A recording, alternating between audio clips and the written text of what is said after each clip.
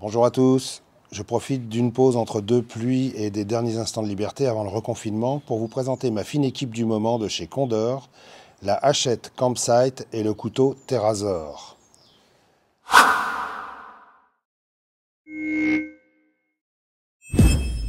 Alors, avant d'entrer dans le vif du sujet et pour éviter tout équivoque, je vous montre rapidement mon terrain de jeu, comme ça vous pourrez voir que je n'utilise pas de bois vivant.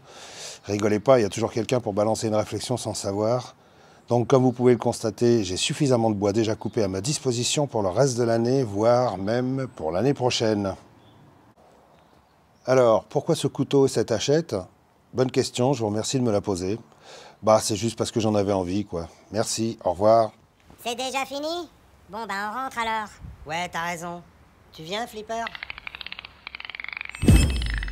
Oula, il y a les bonnes rafales de vent, je vais être tout décoiffé. Bon, en fait, je me suis rendu compte que je n'avais pas de hache dans mes équipements et que maintenant que je vis plus ou moins à la campagne, il serait peut-être bon d'en avoir au moins une sous la main.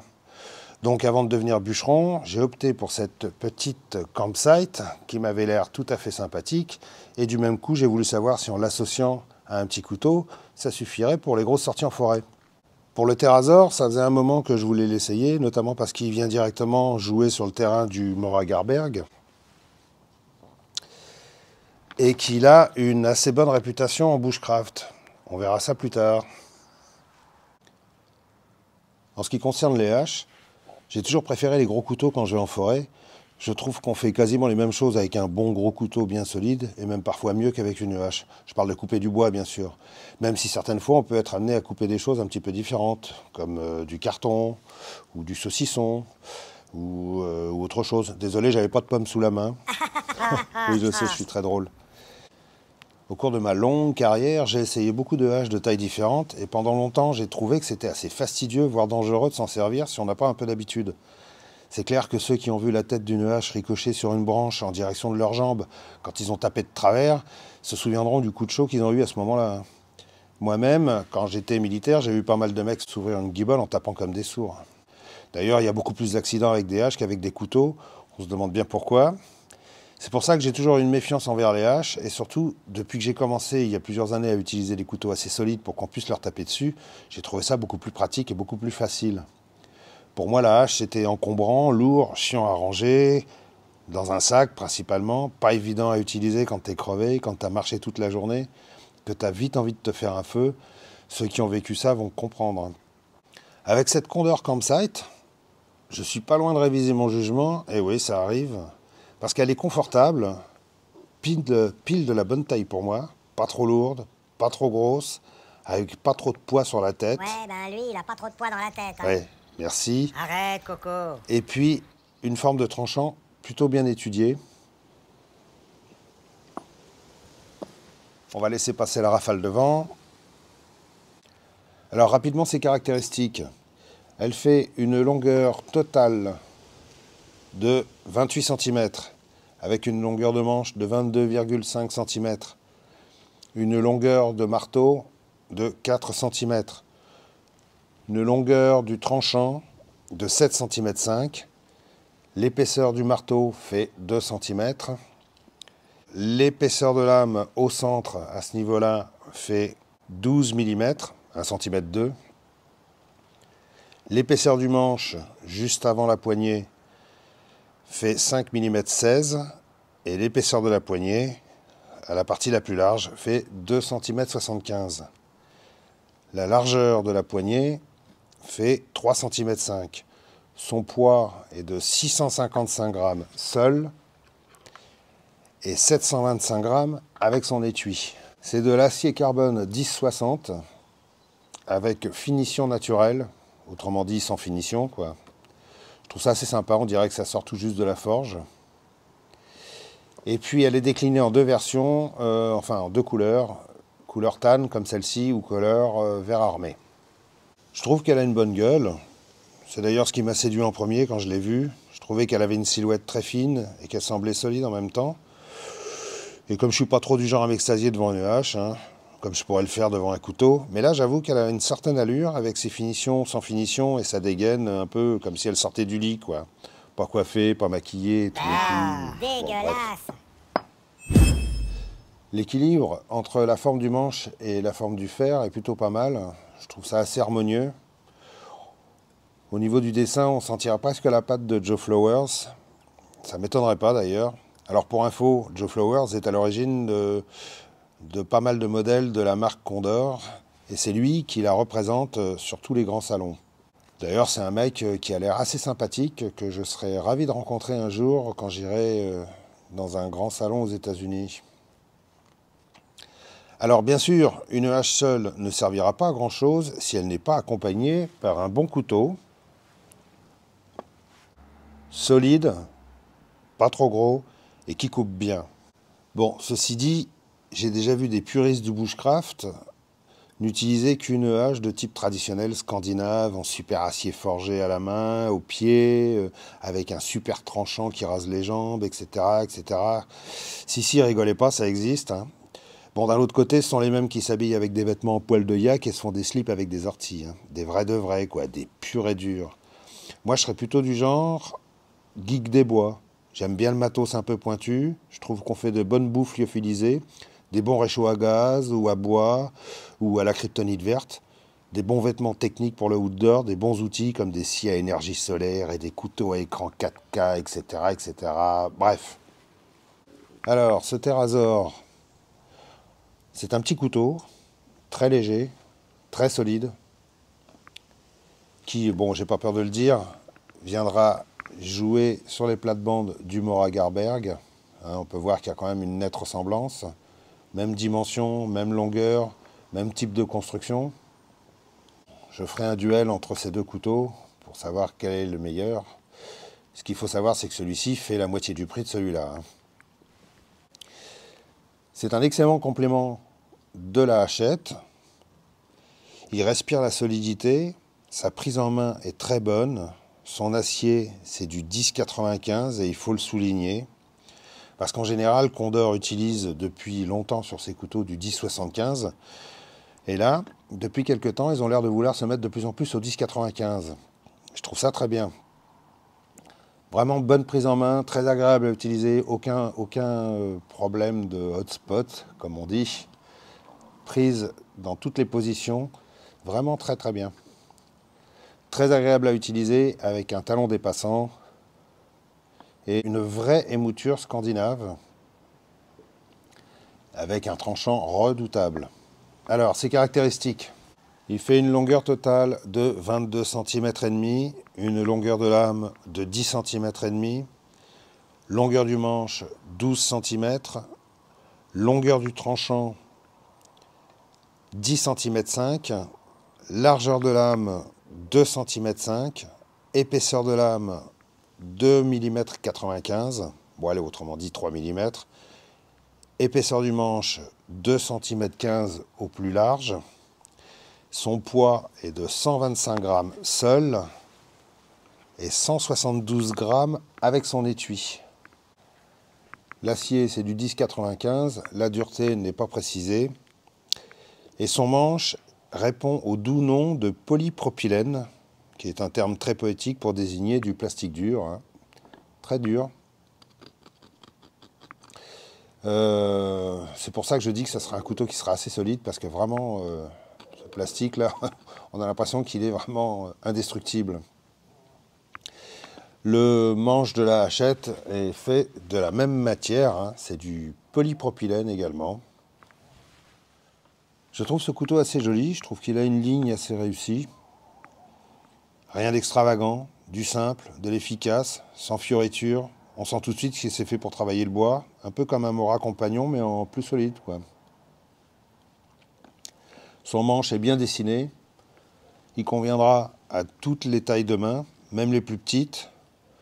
On peut l'utiliser assez intensivement, sans fatiguer, comme je l'ai dit, pas de point douloureux. Et puis, il a un grip assez correct, même moi avec mes mains sèches. On va finir par le savoir, hein. Il a un étui plutôt bien foutu, en plastique dur, avec une excellente rétention, vraiment. Il n'y a rien à dire, ça ne bouge pas, il n'y a aucun jeu à l'intérieur. Avec un passant en cuir, et l'étui est totalement réversible. D'ailleurs, vous pouvez également enlever la bague du passant ceinture pour la changer de côté. Voilà. Je trouve ça plutôt malin, intelligent. Bon, et c'est évident que on voit bien que ça a été quand même fortement inspiré par les étuis de chez Mora, hein. Je pense que Monsieur Joe Flowers s'est pas trop fait chier avec ce couteau. Il a carrément pompé sur Mora et puis il l'a fait à sa sauce. Le passant ceinture n'est pas très grand, donc il faudra éviter les ceinturons de 5 cm de large. Mais le port est très confortable. Il tombe très bien sous la main. Il est à une hauteur parfaite, très agréable à porter. Puis en plus, vu son poids extrêmement léger, on pourra l'avoir toute la journée sur la hanche sans que ça soit gênant. Franchement, c'est plutôt bon. Ils ont pensé à mettre un petit, ça c'est bien de leur part, de mettre un petit grip sur l'étui pour pouvoir l'extraire facilement. Je trouve ça plutôt malin. Ce que ne fait pas Mora sur ses étuis d'ailleurs. Enfin, pas sur celui du Garberg en tout cas. Le talon des passants est relativement bien affûté. Alors, vous pouvez très facilement gratter un Firesteel. C'est même extrêmement facile.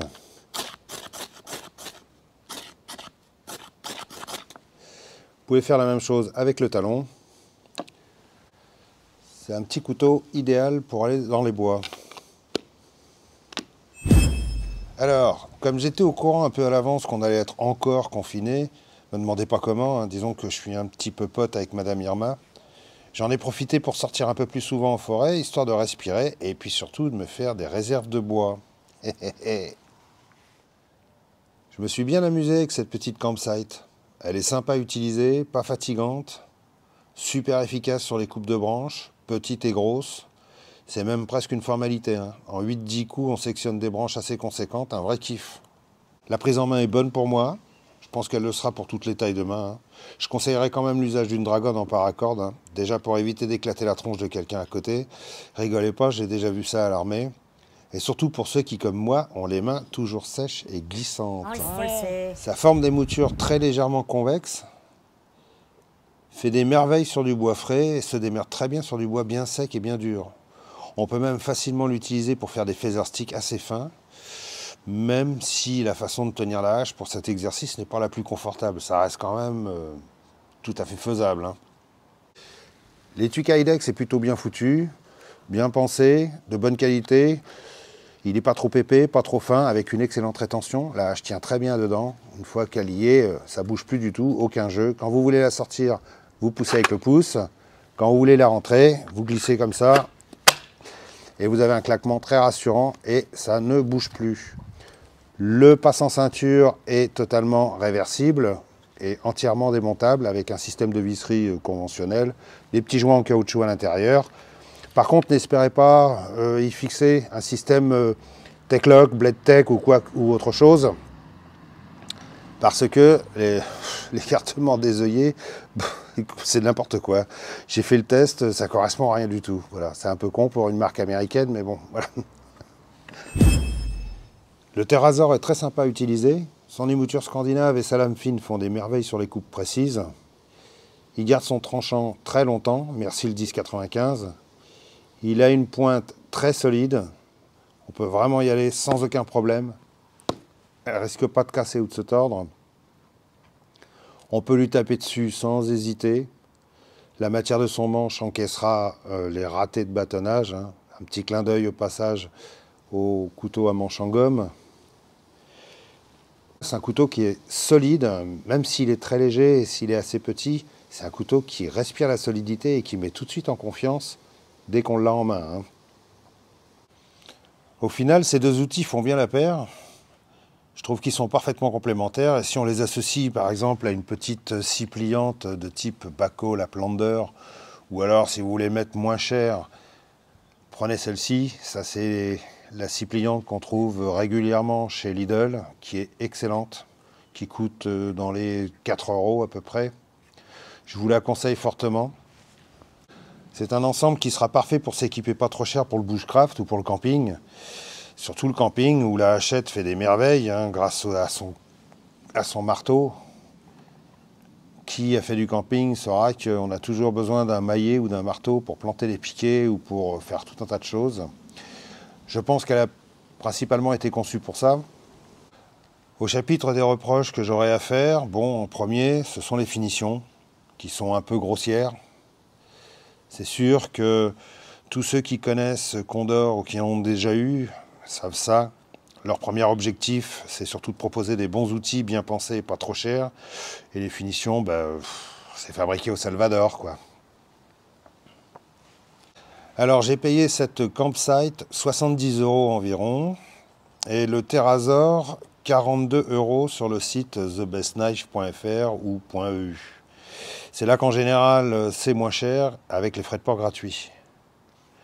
Petite parenthèse. Je rappelle au passage, pour éviter certaines confusions, que je ne suis pas sponsorisé, que je n'ai pas de partenaire, que mes couteaux ne sont offerts ou financés par personne, qu'ils sont achetés sur différents sites, les moins chers en général, parce qu'ils me plaisent, et dans le but d'être utilisés, pas juste pour faire des vidéos et être vendus direct sur des sites comme Naturabuy par exemple. Je trouve le prix du Terrazor très raisonnable, ça fait à peu près la moitié du prix du Moragarberg, pour une qualité d'utilisation très approchante, et puis une lame dans un bon acier. Par contre, à mon avis, je trouve le prix de la campsite un peu élevé pour une hachette. Une vingtaine d'euros de moins, ça aurait été parfait. Surtout qu'on trouve de très bons modèles carrément moins chers, comme la Fiskars X7 par exemple, qui doit tourner autour des 40 €. Mais bon, la Fiskars est toute en plastique, en général de couleur orange. Et même si elle a des qualités indéniables, elle est nettement moins glamour que cette campsite tout en acier carbone, qui a aussi beaucoup de qualité, quoi. De plus, quand on voit les prix exorbitants de certaines haches à la mode sur YouTube, qui dépassent allègrement les 150 € et peuvent parfois aller jusqu'à 500 €, finalement, le prix de cette campsite reste assez digeste pour de la qualité Condor. En ce qui me concerne, je pense que je vais de plus en plus utiliser cette hachette en forêt ou en bivouac, quoique pour l'instant les bivouacs c'est un peu du fantasme. Hein. Et comme je suis un adepte du camping, oui, rigolez pas, Arrête, Coco. Je suis sûr qu'il a c'est une l'outil caravane, en idéal plus. pour planter sa tente. Voilà, j'en ai fini, j'espère que cette vidéo vous aura intéressé. Si c'est le cas, mettez un petit pouce qui va bien. Et abonnez-vous si ce n'est pas déjà fait. Ouais, t'as C'est raison, ici on va que ça se s'abonner. passe. Dites-moi ce que vous pensez de ces outils, ainsi que l'usage d'une hache ou d'une hachette dans vos sorties en forêt, ça m'intéresse de savoir. Je vous dis salut à tous, à bientôt, et puis bon confinement. Bon, si c'est fini, je vais aller dresser Flipper pour chercher des truffes. Des truffes? Tu vas surtout trouver des glands ici. Oh, mais ta gueule, Flipper.